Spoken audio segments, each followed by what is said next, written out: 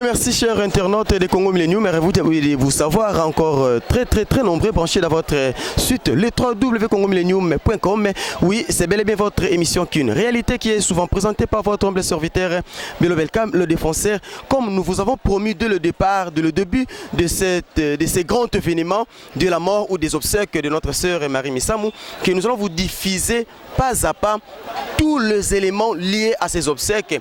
Aujourd'hui, là, présentement, Tozana morgue Yangalema, ou pesika nzoto ya la sœur Marie Missamou, babomba ki yango, et lelo, le 28 janvier comme prévu, et c'est un des jours, il y a sorti à Cornaé.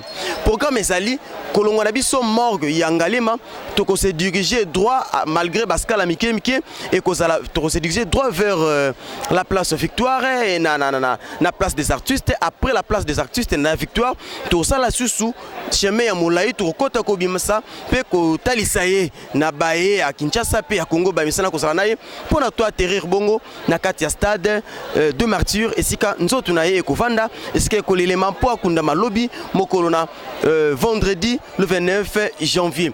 Comme nous vous avons promis, tout ça bino restez toujours coachés, vous aurez tous les éléments et vous allez rien manquer du début jusqu'à la fin de ces obsèques. Restez branchés sur Congo Millennium et vous ne serez jamais déçus. Tous les cas.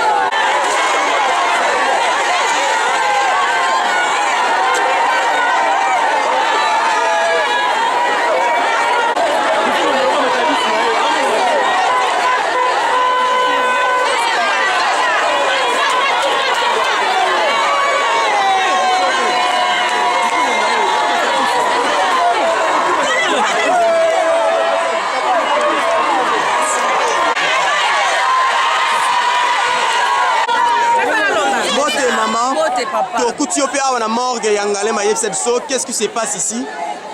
En tout cas, papa, ils ont passé. Quand on a battu Belé, ils ont azarté à présenter. Ils ont passé au père de Moutounene, Mboka, donc ils ont passé pour la biso de maman. Donc, ils ont Belé, ils ont père de Moutounene, Oyakeyi.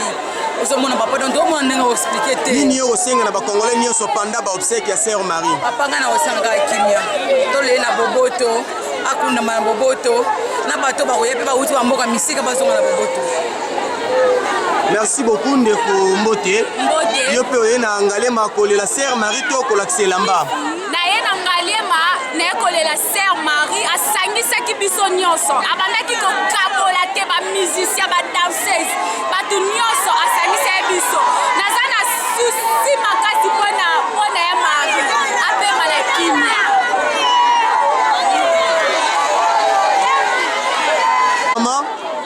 monde tomoni bien vêtu, c'est pour la nini. Papa, au père une grande dame. C'est vraiment cher pour la biso to yebaka te.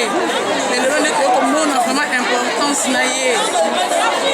Tango biso ba femme na ye, pe ba ndeko na ye, to bito ko tsika ete tsina suka to rendre dernier hommage. Amener et se reposer en paix.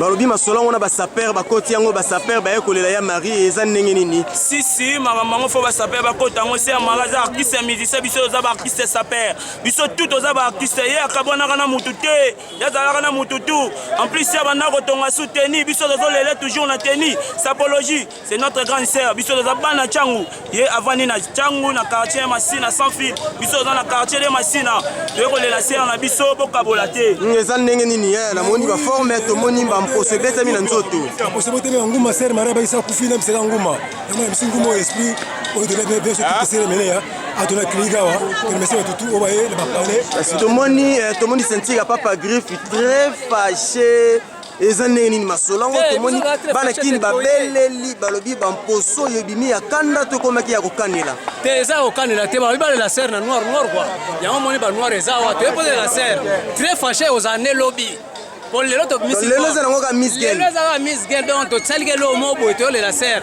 en noir mais lobby ndé ika noir ya te lobby ya compétition la tande to mona yo et ça to ya ga so ndé ni rien lobby to mona nyoso ala ta bien ouais merci quand tu observes ça bagarre de papa qui fait équipe mondiale de la SAP au Modogo représentant en Changba na poto tout to la marmi ni sampo za ya mututu aya ne bemba fait na so king kester assistant biso à émission donc yete bo oh et la mano tu vas assister ça na biso no moni na biso de la kaka bagarre eza ndenge tomoni ba mposo likolo tina se tomoni forme tu as relobéalité tu as koloka kutu donc net ya muta kufa combien d'étages mamba forme to ngalobela ngo mingi te ceinture rouge du 15 na esprit mabe na mamba forme présence nyonso to ya artiste ba saper ya bagara pour papa griffe voyant de la SAP donc to ye ko représenter pour na makamba Marie Misamba donc Marie Misamba lycée to la ki na ye vraiment na kati ya art donc ezali pasi mingi ndio monitor la nitina niveau clinique na Maroc toi to les là ensemble mingi la localité to pesa mbote na ba nyonso ko bazali